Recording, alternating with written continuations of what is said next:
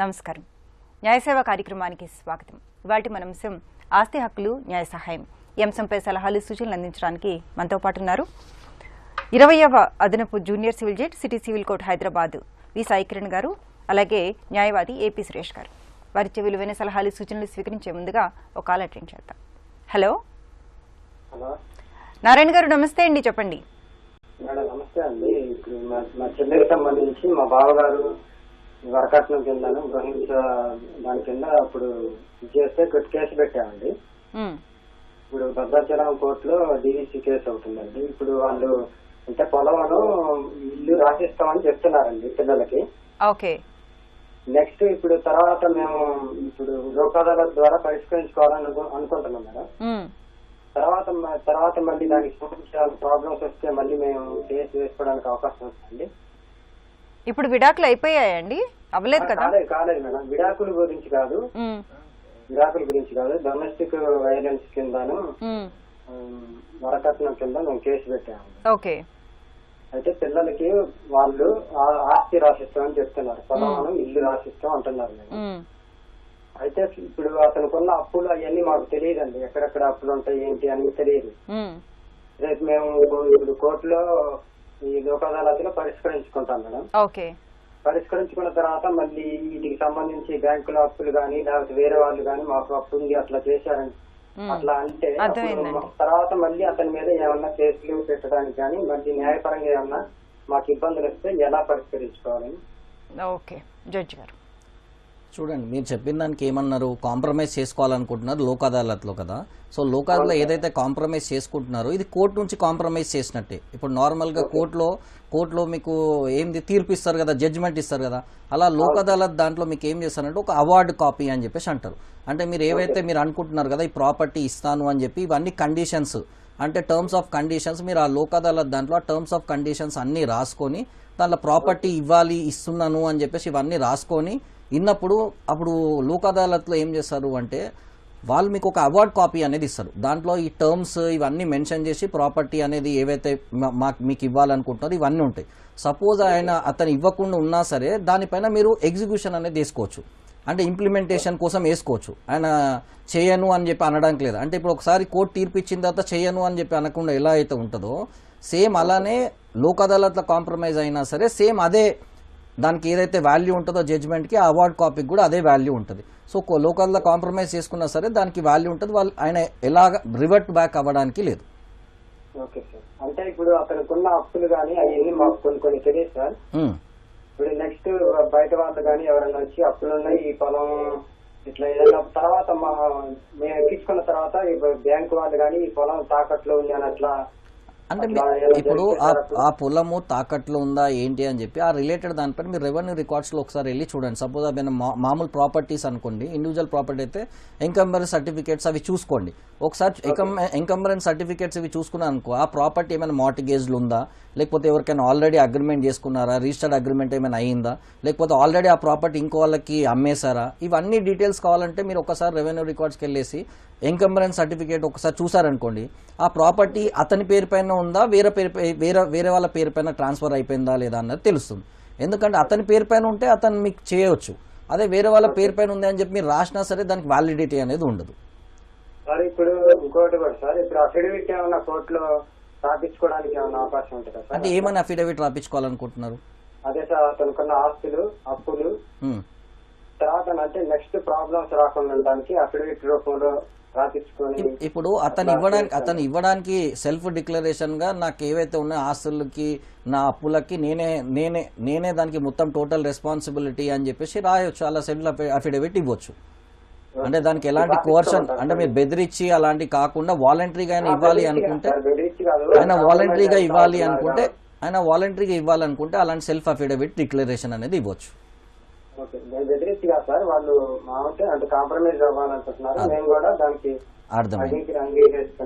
చేయొచ్చు అలా కూడా చేయొచ్చు.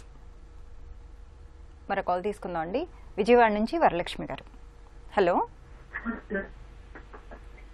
వరలక్ష్మి గారు, నమస్తే అండి. హలో మా అమ్మగారు వచ్చి 80 సంవత్సరాలండి. వరలక్ష్మి గారు వాయిస్ బ్రేక్ అవుతుంది, చెప్పండి. మా అబ్బాయి వయసు 8 సంవత్సరాలండి. ఓకే. మా అమ్మగారిని ఎవరు చూడకపోతే నేను చూసానండి, చూస్తున్నాను. మా అమ్మగారికి ఎక్కడో నేను పొడవుంటాయండి. అప్పుడు మనకి మా అమ్మగారికి భూమి నాకు రాసేది కదా, లింక్ డాక్యుమెంట్లు లేవండి రాసేటప్పటికి. అప్పుడు నకలు తెచ్చుకున్నాను, పబ్లిక్ నకలు. ఓకే. తెచ్చుకుని రాయించుకుంటే ఇప్పుడు అమ్మగారికి వైద్యం నిమిత్తం ఆ భూమి అమ్ముదామంటే లింక్ డాక్యుమెంట్లు కావాలి అంటున్నారండి. ఆ తాతగారు భూమి ఇచ్చారండి అప్పుడు అమ్మకి కట్నం కింద. ఆ భూమి ఇప్పుడు స్త్రీ పురుష సంతానానికి అని రాశారండి తాతగారు. ఇప్పుడు ఆ స్త్రీ పురుష సంతానానికి కూడా ఉంది కదా అని రిస్క్ అలాగని ఎవరో ఎవరికి రాకలేదండి అమ్ముదామంటే కొనడానికండి. మీ అమ్మగారికి ఎంతమంది పిల్లలండి? 2 అండి. ఓకే. అన్నీ చనిపోయారండి, వదిలి చూస్తా లేదండి, నేనే చూస్తున్నాను కూతురుగానండి. ఓకే. లాయర్ గారు నెక్స్ట్ అండి, ఇప్పుడు ఏపీ ప్రభుత్వం టైటిలింగ్ యాక్ట్ అని తీసుకొచ్చింది కదా, దాని వల్ల ఏమన్నా ఏంటండి ఇబ్బంది ఏమన్నా ఉందా లేకపోతే? ఓకే, లాయర్ గారు చెప్తారు వినండి. లక్ష్మి గారు ఒక మాట, ఇప్పుడు మీ అమ్మగారికి మీ తాతగారి నుంచి వచ్చిందా ఈ ప్రాపర్టీ? అవునండి, తాతగారు కట్నం కింద ఇచ్చారండి, పసుపు కుంకాల కింద స్త్రీ పురుష సంతానానికి అలాగేనండి రాశారటండి. అదే రాశారు కరెక్టే, కానీ రాసిచ్చిన కాగితం ఉందా? అది ఉందండి. ఆ కాగితం రిజిస్టర్డ్ అయి ఉందా? అది రిజిస్టర్ నాకు చేస్తారని అమ్మగారు లింక్ ఇది తెచ్చుకున్నాం, పబ్లిక్ నకలు తెచ్చుకుంటామండి. కాదమ్మా, అమ్మగారి పేరు మీద ఉందా అంటున్నాను. మీ అమ్మగారి పేరు మీద ఉందా? అమ్మగారి పేరు మీదే ఉందండి భూమి. అప్పుడు రిజిస్టర్డ్ డాక్యుమెంట్ అమ్మగారి పేరు మీద ఉందా? అమ్మగారికి ఉండేదండి, లింక్ డాక్యుమెంట్ లేవండి అప్పుడు. కాదమ్మా, నేను అడిగేదానికి ఒక్కసారి సమాధానం చెప్పండి. అమ్మగారి పేరు మీద రిజిస్టర్ అయి ఉందా లేకపోతే ఉట్టిగా రాసి ఉందా పేపర్ మీద? రిజిస్టర్ చేశారండి తాతగారండి. రిజిస్టర్డ్ డాక్యుమెంటే ఉంది కదా. ఇప్పుడు ఈ లింక్ డాక్యుమెంట్లు ఎవరు అడుగుతున్నారు? మేము అమ్మగారు వైద్యం ఇద్దాం అమ్ముదామంటే అండి వాళ్ళు అడుగుతున్నారండి, లింక్ డాక్యుమెంట్లు కావాలి అలాగేనండి. ఎవరు అడుగుతున్నారమ్మా? కొనేవాళ్ళు అడుగుతున్నారా? తినేవాళ్ళు అడుగుతున్నారండి. అదొక్కటే కదా సమస్య. అదే అండి. ఇప్పుడు రిజిస్ట్రేషన్ ఎక్కడైనా ఈ సంతానానికి కూడా ఇచ్చారు కదా, మన హాడ కప్పుకుందేమో అలాగేనండి. అవును, ఎందుకంటే ఒకటి చెప్పేది విన్నమ్మా, ఇప్పుడు మీ అమ్మగారికి వాళ్ళ నాన్నగారి నుంచి గిఫ్ట్ రూపేణ దానికి ట్రీట్ గా చేస్తారు. ఎందుకంటే గిఫ్ట్ గా వచ్చింది కాబట్టి ఆవిడ ఎవరికైనా అమ్ముకోవచ్చు. ఆవిడ ఉన్నారు కదా, ఇంకా ఉన్నారు కాబట్టి ఆవిడ మీకు ఇవ్వచ్చు. ఆవిడ మళ్ళీ మీకు గిఫ్ట్ గా రాసి ఇవ్వచ్చు. అది మీరు తీసుకోవచ్చు, లేకపోతే ఆవిడ ఎవరికైనా అమ్మొచ్చు. వీళ్ళు ఇప్పుడు ఈ డౌట్ ఏదైతే పడిందో మీ దగ్గర, ఇంకా వేరే వాళ్ళకి కూడా హక్కు వస్తుందంటే ఇప్పుడు గుర్తుపెట్టుకోండి, ఇది మీ అమ్మగారికి వాళ్ళ తాతగారి నుంచి డైరెక్ట్ గిఫ్ట్ రూపేణ వచ్చింది కాబట్టి ఆవిడ ఎవరికైనా అమ్మొచ్చు. వాళ్ళు సరైన లాయర్ దగ్గర సలహా తీసుకొని ఆ తర్వాత ఒపీనియన్ తీసుకొని మీ దగ్గర కొనుక్కోమని చెప్పండి. మీ అమ్మగారు అమ్మటంలో ఎటువంటి ఆంక్షలు లేవు, ఎటువంటి ఇబ్బందులు కూడా లేవు. ఆవిడ ఎవరికైనా అమ్మొచ్చు, లేదా మీకు గిఫ్ట్ కూడా ఇవ్వచ్చు.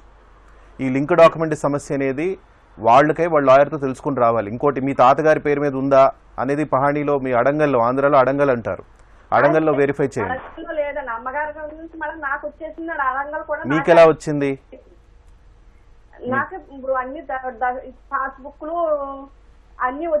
అదేనమ్మా, నేను అదే అంటున్నాను. ఇప్పుడు పాస్బుక్లు అడంగల్లోకి మీకు నమోదైందంటే దాన్ని మ్యూటేషన్ అంటారు.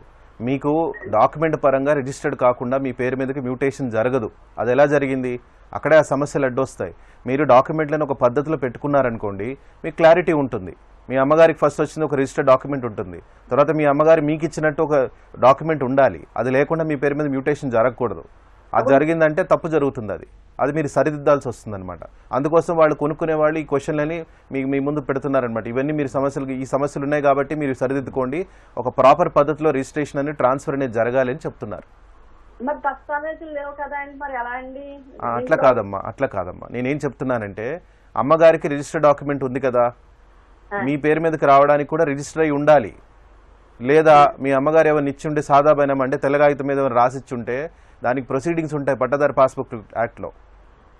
ఆ పట్టాదారు పాస్బుక్లో ఒకవేళ తహసీల్దార్ గారు ఏమన్నా మిమ్మల్ని ఆ డాక్యుమెంట్ని కన్సిడర్ చేసి స్టాంప్ చేసి దాన్ని వ్యాలిడేట్ చేస్తే 5A ప్రొసీడింగ్స్ అని ఉంటాయి, 5B ప్రొసీడింగ్స్ అని. ఆ ప్రొసీడింగ్స్ మీకు ఇచ్చి ఉంటే అప్పుడు అది వ్యాలిడ్ అవుతుంది, మీకు మ్యూటేషన్ జరిగి పాస్బుక్లు కూడా చట్టబద్ధత వస్తుంది అనమాట. అదేలేమ్మా, వాళ్ళని ఒక పని చేయమనండి, వాళ్ళని లాయర్ సలహా తీసుకోమనండి. ఇప్పుడు మీకు సలహా చెప్తున్నాను, మీ పేరు మీదకి ఎలా వచ్చిందని సమస్య, దానికి ఆన్సర్ మీరు చెప్పాలి. మీ దగ్గర మాకు వచ్చిందని మీరు చెప్తున్నారు. అది లిఖితపూర్వకంగా వచ్చిందా లేకపోతే నార్మల్గా మీ అమ్మగారు చెప్తే జరిగిపోయిందా, తహసీల్దార్ గారు ఉట్టిగా నమోదు చేసుకున్నారా, ఇది ఇంపార్టెంట్. అమ్మగారు నాకు రిజిస్ట్రేషన్ చేశారండి. రిజిస్ట్రేషన్ చేశారు, మరి ఇందాక నుంచి నేను అదే అడుగుతున్నానమ్మా. రిజిస్ట్రేషన్ జరిగి ఉంటే మ్యూటేషన్ కరెక్ట్గా జరిగినట్టు. మీరు ఏం చేస్తారంటే మీ అమ్మగారికి వచ్చిన కాగితం రిజిస్టర్ డాక్యుమెంటు, మీకు ఇచ్చిన రిజిస్టర్ డాక్యుమెంటు, మీరు మ్యూటేషన్ ప్రొసీడింగ్స్ అని తహసీల్దార్లో ఉంటుంది, అది మ్యూటేషన్ ప్రొసీడింగ్స్, ఆ తర్వాత మీ దగ్గర ఉన్న పట్టాదారు పాస్బుక్స్, ఇవన్నీ డాక్యుమెంట్స్ వాళ్ళకి ఇవ్వండి, ఇవన్నీ కరెక్ట్గానే ఉన్నాయని సరిపోతుంది. తర్వాత ఇంకా లింక్ డాక్యుమెంట్లు అంటే కొన్నిసార్లు లింక్ డాక్యుమెంట్ ఉండవు, ఎందుకంటే మీ తాతగారి ఆస్తి కదా ఇది, ఆయన స్వార్జితం కాబట్టి ఆయన స్వార్జితాన్ని మీ అమ్మగారికి ఇచ్చారు. అది అందులో ఆయన రాసిన అంశాలు ఏదో పసుపు కుంకుమ కింద ఇచ్చామో లేకపోతే ఇంకో విధంగా ఇచ్చామో అంటే అది స్త్రీకి ఇచ్చిన ఒక ధనం లాంటిది అనమాట. అది మరి కాల్ తీసుకుందాం అండి. గుంటూరు నుంచి నాగమణి గారు. హలో హలో నాగమణి గారు, నమస్తే అండి, చెప్పండి. అదే అండి, మాది గుంటూరు జిల్లా రేపల్లండి. ఓకే. అయితే మా నాన్నగారి స్థలం ఉందండి, వేరే వాళ్ళు దుబ్బేశారండి.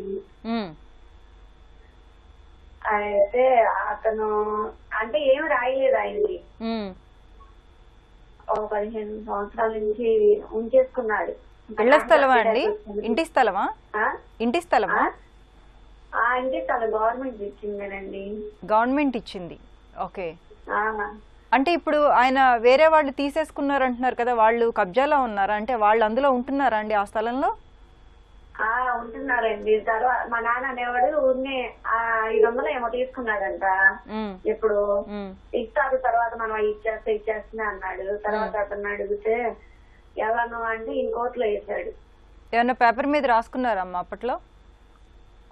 రాసింది ఏం లేదండి. ఎన్ని సంవత్సరాలు అయిందమ్మా అలా జరిగి? అలా జరిగి ఓ 15 సంవత్సరాలు ఏమైందండి. ఓకే. ఇప్పుడు మీ నాన్నగారు ఉన్నారా అండి? లేదు, చనిపోయారు. కూడా చనిపోయింది. ఇప్పుడు ఆ స్థలంలో ఆ స్థలాన్ని వేరే వాళ్ళు ఆక్రమించుకున్నారు, వాళ్ళు అందులోనే ఉంటున్నారు. ఉంటున్నారు. ఇంటి కూడా తప్ప వాళ్ళకి రాసింది ఏం లేదు. ఓకే. రాసుకుని పెట్టుకుని ఏం లేదు. నేను ఒక్క అమ్మాయినే. పుట్టి స్థలమే ఉందా? ఇల్లు కూడా కట్టుకున్నారా అందులో అమ్మా? ఇల్లు కట్టుకున్నారు.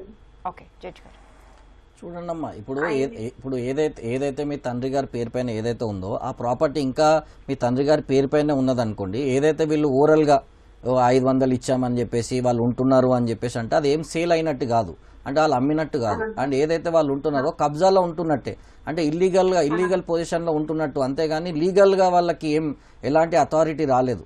సో ఈ రోజు కూడా ఇప్పుడు కూడా మీరు ఏం వెళ్ళండి, ఫస్ట్ రెవెన్యూ రికార్డ్స్కి వెళ్ళి మీరు చూసుకోండి ఆ పట్టా ఎవరి పేరు పైన ఉంది, అంటే ఇప్పుడు ఆ ల్యాండ్ ఏదైతే ఉందో అది ఇంకా మీ తండ్రి గారి పేరు పైన ఉందా లేదా అన్నది ఫస్ట్ వెరిఫై చేసుకోండి రెవెన్యూ రికార్డ్స్లో. ఓకేనా? ఆ వెరిఫై చేసుకున్న తర్వాత ఇంకా మీ తండ్రి గారి పేరు పైనే ఉన్నదనుకోండి, అప్పుడు మీరు ఏం చేయండి అంటే సివిల్ కోర్టుకి వెళ్ళేసి దావా ఫైల్ చేయాలి. ఏమని అంటే ఫస్ట్ ఆఫ్ ఆల్ ఆ ప్రాపర్టీ మీది కదా, ఫస్ట్ మీరు ఏంటంటే లీగల్ ఎయిడ్ సర్టిఫికేట్ తీసుకోవాలి. మీ తండ్రి గారికి మీరు ఒక్కటే సంతానం అన్నారు కదా, మీరు లీగల్ ఎయిడ్ సర్టిఫికేట్ అంటే మా తండ్రి గారు చనిపోయారని చెప్పి డెత్ సర్టిఫికేట్ పెట్టి అండ్ మీ తండ్రి గారే అని చెప్పేసి మీరు ఒక ఆధార్ కార్డ్స్ కానీ ఇవి వ్యాలిడిటీ అంటే మీ ఫాదర్ చనిపోయారని చెప్పి మీరు చూపించుకొని ఫస్ట్ లీగల్ ఎయిడ్ సర్టిఫికేట్ అనేది తెచ్చుకోండి సివిల్ కోర్ట్ నుంచి. తెచ్చుకున్న తర్వాత మీరేం చేయండి, ఇప్పుడు మీ ఫాదర్ ప్రాపర్టీ ఉంది, మీకే ఈ ప్రాపర్టీ రావాలి అని చెప్పేసి మీరు సివిల్ దావా వేసుకోవాలి. కానీ ఆ ప్రాపర్టీ దాంట్లో వేరే వాళ్ళు ఉన్నారు కదా, సో దానికోసం ఏంటంటే రికవరీ ఆఫ్ ప్రాపర్టీ అంటే suit for declaration in order to declare that you are the absolute owner of the scheduled property, ఆ ప్రాపర్టీకి నేనే ఓనరు అని చెప్పేసి, ప్లస్ ఆ ప్రాపర్టీ మీ దగ్గర లేదు కాబట్టి పొజిషన్ కూడా రికవరీ చేయమని చెప్పి అండ్ ఆల్సో కాన్సిక్వెన్షియల్ రిలీఫ్ అని చెప్పి ఇంజంక్షన్ సూట్ వేసుకోవాలి. వేసుకుంటే ఏమవుతుంది అంటే ఆ ప్రాపర్టీ మీ ఫాదర్ పేరు పైన ఉంది కాబట్టి, మీ ఫాదర్ చనిపోయారు కాబట్టి మీరు లీగల్ ఎయిడ్ సర్టిఫికేట్ తీసుకున్నారు.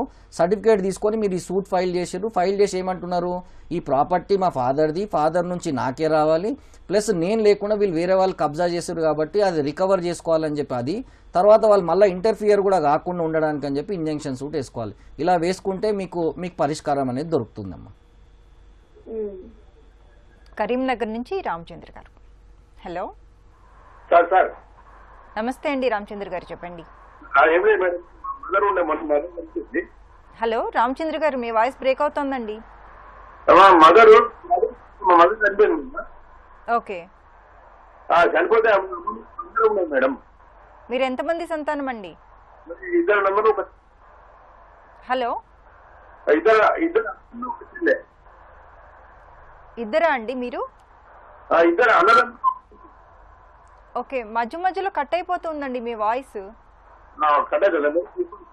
క్లియర్ వస్తుందా మేడం? ఇప్పుడు చెప్పండి. ఇద్దరు ఒక అయితే ఆ బంగారం మనిషికి కావాలి, మనిషి సార్ పార్టీషన్ మొదలు లేదు సార్, వాయిస్ కట్ అయిపోతుంది. ఓకే జడ్జి గారు, ఆస్తుల్ని ఎన్ని రకాలుగా విభజించవచ్చు అంటారు?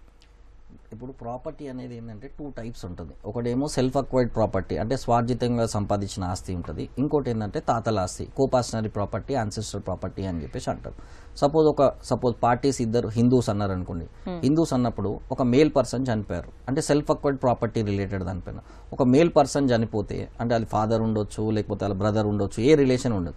ఒక మేల్ పర్సన్ చనిపోతే ఆ ప్రాపర్టీ ఎవరికి డివాల్వ్ అవుతుంది అంటే క్లాస్ 1 హెయిర్స్కి డివాల్వ్ అవుతుంది. క్లాస్ 1 హెయిర్స్ లేకపోతే క్లాస్ 2 హెయిర్స్కి డివాల్వ్ అవుతుంది.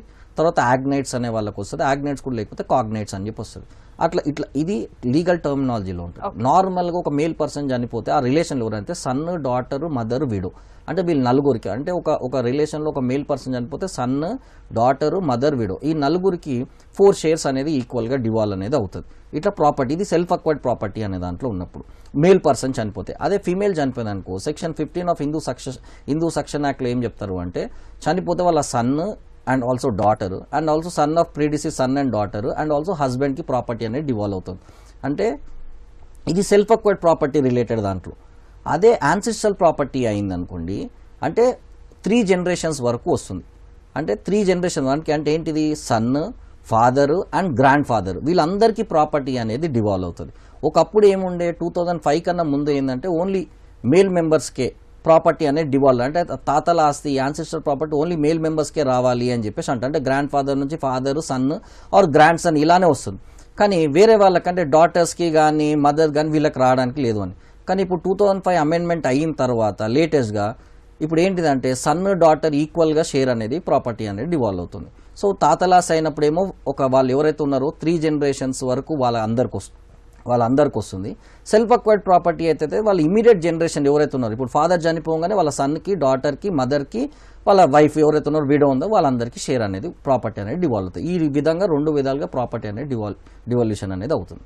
ఓకే లైర్ గారు, అలానే చాలా మందికి ఒక డౌట్ అనమాట, 2005లో మగపిల్లలకి ఆడపిల్లలకి సమాన హక్కులు వచ్చాయి, ఆస్తి హక్కులు. కానీ 2005 కన్నా పెళ్ళైన ఆడపడుచులకి ఎలాంటి హక్కులు వస్తాయి? ఇందులో ఒక కన్ఫ్యూషన్ ఉందండి. అందరికి అర్థం కాని విషయం ఏంటంటే 1986లో ఒక కూతుర్ని కొపార్సినగా గుర్తిస్తూ చట్టం తీసుకొచ్చారు. అది అమెండ్మెంట్ మొట్టమొదటిగా ఆంధ్రప్రదేశ్ రాష్ట్రంలో తీసుకొచ్చారు. దీన్ని రెప్లికేట్ చేస్తూ మహారాష్ట్ర, కర్ణాటక, తమిళనాడు కూడా అమెండ్మెంట్ చేసుకుంది. దీనికి ఉన్న గొప్పతనం ఏంటంటే ఈ డౌరీని కొంచెం కొంతవరకు ఆపడం కోసం స్త్రీకి కూడా వంశపారంపర్యంగా వచ్చే ఆస్తులు, మళ్ళీ గుర్తుపెట్టుకోండి, జడ్జి గారు చెప్పినట్టు మనం సెల్ఫ్ అక్వైర్డ్ అంటే స్వార్జితం, ఈ కొపార్సినరీ వచ్చే ప్రాపర్టీస్లో వీళ్ళకి హక్కు లేదు, గుర్తించలేదు. ఎందుకంటే ఎప్పుడు అంత మేల్ సొసైటీ కదా, సో అంత మగవాళ్ళకే చెందాలి నా కొడుకు అనే అంశం ఎప్పుడు ఉండేది. సో దాన్ని అరికట్టడం కోసం అప్పుడున్న గవర్నమెంట్లో ఒక చట్టం తీసుకొచ్చింది. అప్పుడు ఏం చెప్పారంటే అమెండ్మెంట్ తీసుకొచ్చి ఆడపిల్లలు అంటే మళ్ళీ మనం 86 అంటే 1950 నుంచి లెక్క కట్టుకోవాలి కదా, 55 నుంచి చట్టం స్టార్ట్ అయింది, దాని నుంచి లెక్క కట్టుకోవాలి. ఈ ఇబ్బందులు వస్తాయని అంటే ప్రాస్పెక్టివ్ 86 ఒక డేట్ పెట్టుకుని అక్కడ ఒక ఆంక్ష పెట్టారు, పెళ్ళైన స్త్రీలు అనర్హులు అని అన్నారు. సో అక్కడ ఆ ఆంక్ష ఎప్పుడైతే 86 స్టార్ట్ అయిందో మనకు 2005తో సంబంధం లేదు. ఈ 2 రాష్ట్రాలు అంటే ఈ తెలంగాణ, ఆంధ్ర రీజియన్ లో మొత్తంలో కూడా ఈ చట్టం అమల్లో ఉంది, ఒక 4 దశాబ్దాలుగా అమల్లో ఉంది. అందరూ ఏంటంటే తెలియకుండా 2005 అని మాట్లాడతారు, 2005కి సంబంధం లేదు. 86 నాటికి పెళ్లి కాని స్త్రీలు ఉంటే వాళ్ళు కూడా పరిగణించబడతారు, ఏంటంటే కొపార్సినరీ గుర్తించబడతారు. సో వాళ్ళకి సర్వ హక్కులు ఉన్నాయి. అందరు 2005కి చూస్తారు. అదేంటంటే ఆల్ ఓవర్ ద కంట్రీ. అది కాంగ్రెస్ గవర్నమెంట్ 2005లో తీసుకొచ్చి అక్కడ ఏంటంటే చట్టం కండిషన్ ఏంటి, 2004 డిసెంబర్ నాటికి పార్టీషన్ జరిగి ఉంటే అక్కడ ప్రొవైజో ఉంటుంది, పార్టీషన్ జరిగి ఉంటే ఏది కొపార్సినరీ ప్రాపర్టీ ఆల్రెడీ అన్నదమ్ములు తల్లిదండ్రులు పంచుకుని ఉంటే స్త్రీలకి అర్హత ఉండదు. అది అక్కడ ఆంక్ష. ఇది ఎవరైనా చదవచ్చు, సింపుల్ గా వెళ్ళి ఇంటర్నెట్ లో కొట్టి చదివినా అక్కడ ప్రొవైజో చదివితే అర్థమవుతుంది. అది వేరే రాష్ట్రాలకి, ఈ 4 రాష్ట్రాలకు మాత్రం compulsory women is a co-parcel from 1986 onwards. అది చట్టం. ఈ చట్టం ఇప్పుడు ఫోర్స్ లోకి ఉంది, చాలా మంది అది తీసుకోరు, అది ఆ వివరణ ఎవరు క్లారిటీ ఉండదు. ఉమ్మడి ఆస్తిగా ఉన్నంత వరకు ఉమ్మడి ఆస్తిలో కూడా ఒక చమత్కారం ఉంది.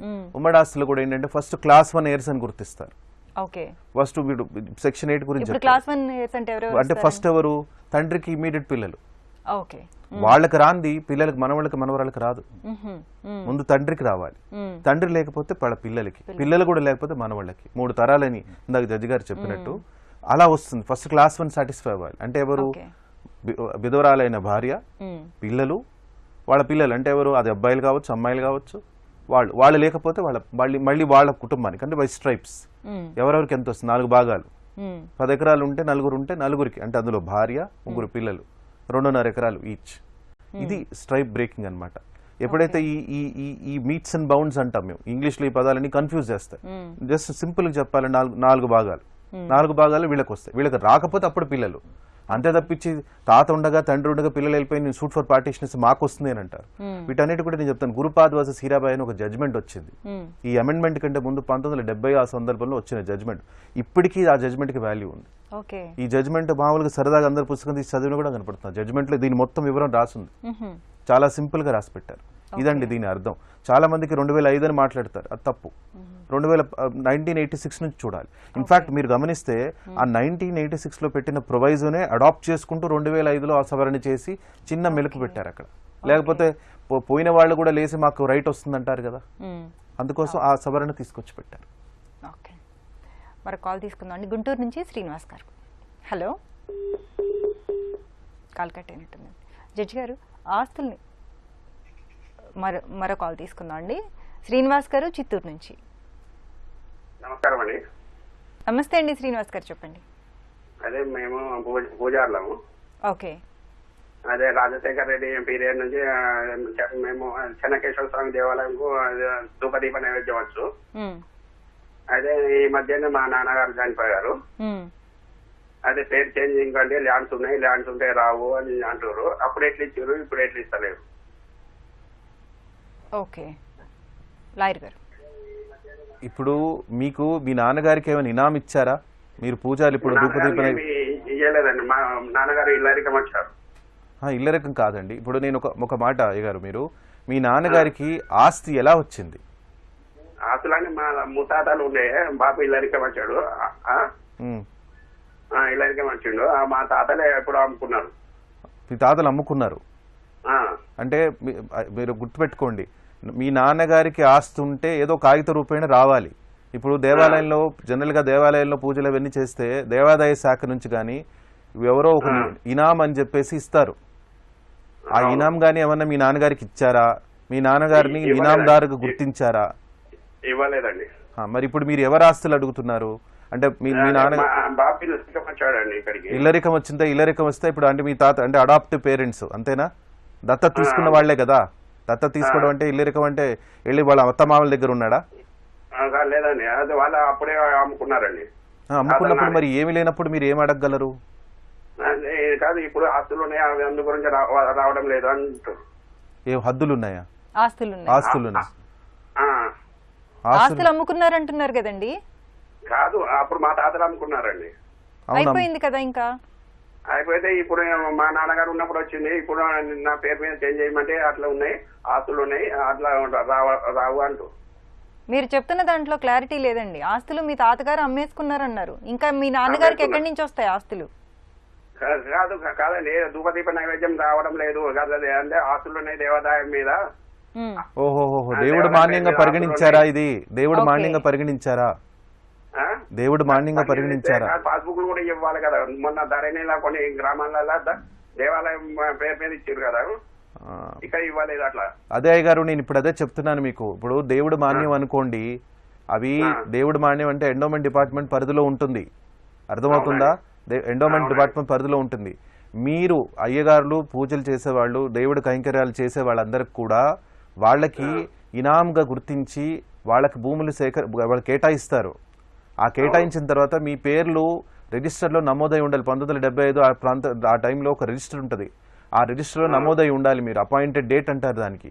ఆ రిజిస్టర్లో మీ తండ్రి గారి పేరు నమోదై ఉండి ఈ దేవాదాయ భూములకు సంబంధించి మీకు కొంత నియమించారు, మీ బాగు కోసం అని నియమించి ఉంటే ఆ కాగితం తీసుకొని మీరు ఆక్యుపెన్సీ రైట్ సర్టిఫికెట్స్ అనేది తెచ్చుకోవచ్చు. ఇనాం భూమి అయితేనే. మీరు దయచేసి గుర్తుపెట్టుకోండి. ముందు మీరు వెళ్ళి మీరు ఎంక్వైరీ చేయండి, పహానీలు తెప్పించుకొని అందులో చూడండి ఏమి రాసుంది ఈ భూములు అంటే ఈ భూమి దీని స్వభావం ఏంటి అనేది గమనించండి. అమ్మమ్మ గారి పేరు మీదనే ఉండే, మా తాతగారి పేరు. మరి అందరు అమ్మేసుకున్నారని చెప్తున్నారు కదా మీరు. అది అమ్మేసుకున్నాం. అప్పట్లో అమ్మమ్మ మా పేరు మీద వాళ్ళే అమ్ముకున్నారు. అవును, ఇప్పుడు మీ పేరు మీరు అదే. ఇప్పుడు ఎందుకంటే క్వశ్చన్లో క్లారిటీ లేదు. వంశపారంపర్యంగా మీరు రైట్స్ క్లెయిమ్ చేస్తున్నారా, లేకపోతే దేవుడు మాన్యంగా మిమ్మల్ని గుర్తించి మీరు ఇనాందారికి గుర్తించి రైట్స్ క్లెయిమ్ చేస్తున్నారా? ఈ క్లారిటీ మనకు కావాలి. ఈ క్లారిటీ ఉంటే మీ సమస్యకి మేము సొల్యూషన్ చెప్పగలం.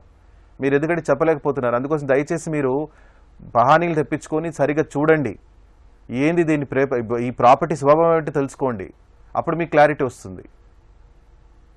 మరో కాల్ తీసుకుందాం అండి. ఎన్టీఆర్ జిల్లా నుంచి శ్రీనివాస్ గారు. Hello hello. ఓకే జడ్జి గారు, జీపీఏ అంటుంటాం కదండి, ఈ జీపీఏలో రకాలు ఎన్ని రకాలు ఉన్నాయంటారు? ఇప్పుడు జీపీఏ అంటే జనరల్ పవర్ ఆఫ్ అటార్నీ అంటారు, ఇంకోటి స్పెషల్ పవర్ ఆఫ్ అటార్నీ అని చెప్పి ఇక 2 రకాలుగా ఉంటుంది. అంటే ఇప్పుడు జనరల్ పవర్ ఆఫ్ అటార్నీ అంటే ఇన్ జనరల్గా మనం ఇస్తున్నాం. ఇప్పుడు సపోజ్ ఒక కోర్టులో కేసు వేయాలి అనుకోండి, ఒక కోర్టులో ఒక ఎక్స్పర్సన్ కోర్టులో కేసు వేయాలి అనుకుంటున్నాడు, కానీ అతను ఇక్కడ లేడు, లేదా ఒక జాబ్ వల్ల అతను కోర్టుకి వెళ్ళలేడు. అతను ఏం చేయొచ్చు, ఒక జీపీఏ ఇవ్వచ్చు. అంటే దాన్ని ఏమంటారు, general power of attorney execute చేసి ఆ కేస్ ఫ్యాక్ట్స్ అన్నీ ఇతనికి తెలుసు అని చెప్పి అతనికి ఇస్తే, అతను కోర్టుకు వెళ్ళిన తర్వాత సివిల్ రూల్స్ ఆఫ్ ప్రాక్టీస్ కింద రూల్ 32 and 33 కింద 32 and 33 కింద ఏం చేస్తారు, పిటిషన్ ఫైల్ చేస్తారు. జీపీఏ పిటిషన్తో పాటు నన్ను అలౌ చేయండి, నాకు ఈ కేస్ ఫ్యాక్ట్స్ మొత్తం తెలుసు, ఆన్ బిహాఫ్ ఆఫ్ ఎక్స్పర్సన్ నేను రిప్రజెంట్ చేస్తాను, ఆ కేసు మొత్తం అన్ని నేనే చూసుకుంటాను అని చెప్పడానికి అట్లా అదొక రకంగా. సో ఇప్పుడు కేసు చేయడానికి ఇలాంటివి చేయడానికి కోసము, కేసు చూడడానికి కోసం ఇలాంటి మాత్రం రిజిస్ట్రేషన్ అవసరం లేదు. సపోజ్ కొన్నిసార్లు ఏంటంటే ప్రాపర్టీ అమ్మాలనుకుంటున్నారు, ఇప్పుడు మనం సేల్ డీడ్ చేయాలన్నప్పుడు యాజ్ పర్ సెక్షన్ 17 ప్రకారం రిజిస్ట్రేషన్ ప్రకారం ఏంది, ఎగ్జిక్యూట్ చేయాలి, అంటే ఏంది రిజిస్ట్రేషన్ అనేది చేయాలి. అదే ఇప్పుడు జీపీఏ కూడా రిజిస్ట్రేషన్ చేయాలి అంటే జీపీఏ కూడా రిజిస్ట్రేషన్ చేసుకోవాలి. అప్పుడు ఆ రిజిస్ట్రేషన్ చేసుకున్నప్పుడు ఎక్స్పర్సన్ ఏం చేస్తున్నారు, అతను అవుట్ ఆఫ్ కంట్రీలో ఉన్నారు. సో అతను ఏం చేస్తున్నాడు, ఇక్కడ ఉన్న పర్సన్కి ఇచ్చేసి రిజిస్ట్రేషన్లో జీపీఏ అనేది ఎగ్జిక్యూట్ చేస్తే, అతను లేకపోయినా అంటే ఓనర్ లేకపోయినా సరే జీపీఏ హోల్డర్ ఏం చేయొచ్చు అంటే ఆ ప్రాపర్టీని అనేది అమ్ముకోవచ్చు. ఆ కన్సిడరేషన్ ఏదైతే డబ్బులు ఉన్నాయో ఆ డబ్బులు కూడా అతను తీసుకోవచ్చు. ఆ జీపీఏ దాంట్లో ఏంటంటే పర్టికులర్గా అన్ని కండిషన్స్ అనేది రాసుకోవాలి. అంటే ఇతను అమ్మాలి అనుకో అంటే ఏలినేట్ చేసుకోవచ్చు, అండ్ ఆల్సో ఆ కన్సిడరేషన్ కూడా తీసుకోవచ్చు, ఆ ప్రాపర్టీ పైన వచ్చే డబ్బులు కూడా ప్రాఫిట్స్ కూడా తీసుకోవచ్చు అని చెప్పి ఇలా అన్ని కండిషన్స్ అన్ని మెన్షన్ చేసుకుంటే రిజిస్ట్రేషన్ అయితే ఆ జీపీఏ అనేది వ్యాలిడ్ అవుతుంది. ఇంకా స్పెషల్ పవర్ ఆఫ్ అటార్నీ అంటే కొన్ని రీజన్స్ ఉంటాయి, అంటే ఓన్లీ ఆ పర్పస్ కోసమే, ఓన్లీ ఫర్ ఏలినేషన్ కోసమే కావాలి, లేక ఓన్లీ ఆ ప్రాపర్టీని టేక్ కేర్ చేయడానికే కావాలి, అలా స్పెసిఫిక్గా రీజన్ ఒక దాని కింద అన్నప్పుడు స్పెషల్ పవర్ ఆఫ్ అటార్నీ అనేది ఎగ్జిక్యూట్ చేస్తారు. So section 17 of registration act ప్రకారం ఏంటంటే ఈ జీపీ అనేది రిజిస్టర్ అయి ఉండాలి అని చెప్పేసి అంటారు. ఓకే కాల్ తీసుకుందాం అండి.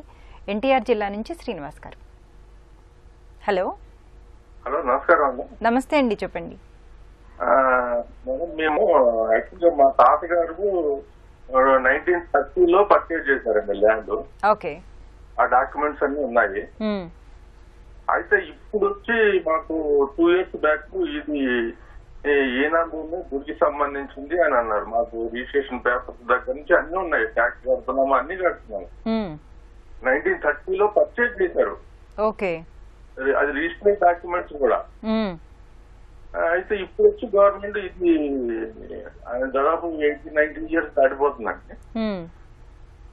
ఇప్పుడు వచ్చి ఇది ఈనా భూమి అని అంటున్నారు. ఓకే జడ్జి గారు చూడండి, ఇప్పుడు ప్రాపర్టీ మీరు 1930లో కొన్నారు అంటున్నారు కదా, ఆ కొన్న సేల్ డీడ్ ఉన్నాయి అన్నీ ఉన్నాయి అంటున్నారు కదా. ఇప్పుడు ఆ ప్రాపర్టీ ఇప్పుడు వాళ్ళు ఏమంటున్నారు, ఇనామ్ ల్యాండ్ లేదా గుడికి సంబంధించిన అన్నప్పుడు ఎండోన్మెంట్స్, ఇప్పుడు ఎండోన్మెంట్స్ వాళ్ళది ఒక గజెట్ ఉంటుంది. అంటే ఈ ప్రాపర్టీ ఆ ఎండోన్మెంట్ డిపార్ట్మెంట్ కింద ఆ ప్రాపర్టీ ఒక డీటెయిల్స్ ఉన్నాయా లేవా అన్నది ఫస్ట్ వెరిఫై చేసుకోండి. మీరు ఆ వెరిఫై చేసుకున్నారనుకోండి తెలిసిపోతుంది. అంటే చాలా మంది ఏం చేస్తారు అంటే ఈ ప్రాపర్టీ రిలేటెడ్ ఏదైతే ఉందో అది ఒక గుడికి సంబంధించింది అని చెప్పేసి అనుకుంటారు. కానీ ఆ ప్రాపర్టీ గుడికి సంబంధించిందా కాదా అని తెలియాలి అనుకుంటే మనం ఎండోన్మెంట్స్ డిపార్ట్మెంట్ దాంట్లో ఒక సపరేట్గా గజెట్ ఉంటుంది, అంటే ఒక జీవో ఇష్యూ చేస్తారు. అంటే సపోజ్ ఆ పేరు ఉందనుకో, ఆ టెంపుల్కి ఒక పేరు ఉంటే ఆ టెంపుల్ పేరుతో సహా దాని ఒక సర్వే నంబరు, దాని ఒక ఎక్కడైతే డీటెయిల్స్ ఉందో దాన్ని మొత్తం డీటెయిల్స్ ఇచ్చేసి అది ఈ ఎండోన్మెంట్ డిపార్ట్మెంట్ కింద వస్తుంది అని చెప్పేసి ఉంటుంది. మీరు అది వెరిఫై చేసుకున్నారనుకోండి మీకు తెలిసిపోతుంది ఇది నిజంగా ఎండోన్మెంట్ డిపార్ట్మెంట్ కింద ఉందా, ఉంటే ఏ రోజు ఇది ఎండోన్మెంట్ డిపార్ట్మెంట్ కింద ఇచ్చిండ్రు అని చెప్పి మీకు తెలుస్తుంది. ఎందుకంటే 1930 అన్నారు, ఇది డిక్లేర్ అయింది 10 సంవత్సరాల ముందు అయిందంటే 10 సంవత్సరాల ముందు ఇదే ల్యాండ్ అయిందా లేదా అన్నది చూసుకోండి ఒకసారి. చూసుకుంటే ఆ రిలేటెడ్ దానిపైన ఏమైనా డిస్ప్యూట్ ఉన్నది అనుకోండి, ఎండోర్మెంట్స్ ట్రిబ్యునల్ అనేది ఉంటుంది. సో ఆ ఎండోర్మెంట్స్ ట్రిబ్యునల్కి వెళ్ళి మీరు కేసు ఫైల్ చేసుకోవచ్చు. కొన్నిసార్లు ఏమంటే సివిల్ కోర్టుకు కూడా జ్యూరిస్డిక్షన్ వస్తుంది. ఒకసారి సివిల్ కోర్ట్ అనే దానిపైన కూడా చూడండి. Okay, thank you so much అండి. ఇప్పటివరకు మనం ఆస్తి హక్కులు న్యాయ సహాయం అంశంపై సలహాలు సూచనలు స్వీకరించాం. వచ్చే శనివారం 9:30 న్యాయ సేవ కార్యక్రమంలో మళ్ళీ కలుసుకుందాం. అంతవరకు సెలవు. నమస్కారం.